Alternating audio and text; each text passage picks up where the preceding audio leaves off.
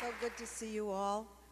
The audience goes all the way up to the top. I'm going to jump right in, no because we're not hearing about these cases because they're going to secret arbitration. Right. That's part of the reason. We're fooling our culture into thinking that we've come so far. Why? Because we're not hearing about it. That is by far the biggest problem.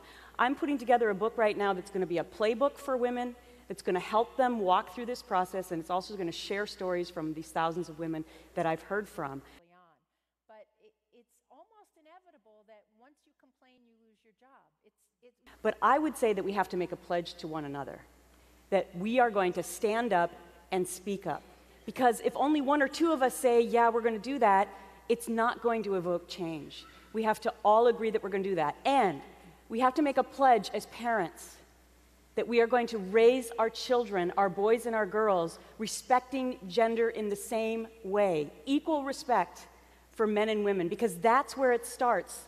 The role modeling, the watching of the parents and how they treat one another, and the messaging that we're giving to our kids, with the hope that in the next generation, we start to move on out the predators.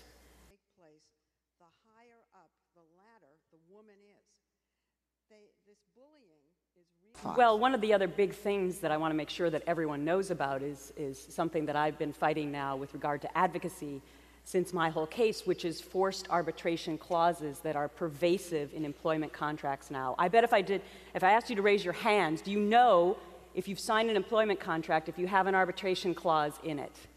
No. Okay.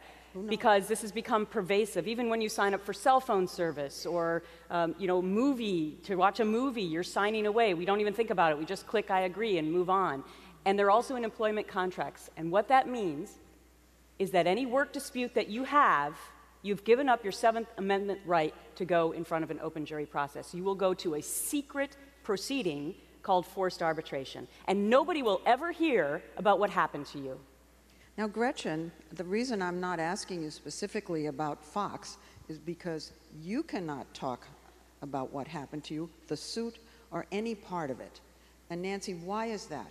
That's because when you settle a lawsuit, which is an effort to move on with your life, Gretchen didn't want to spend her entire life fighting Fox News, and we thought that we had actually changed things this summer. The whole nation and world was talking about sexual harassment in a new way. Roger Ailes was fired from Fox News. We thought this was a new beginning. With a $40 million exit package. And then Donald Trump got elected. Thank you all.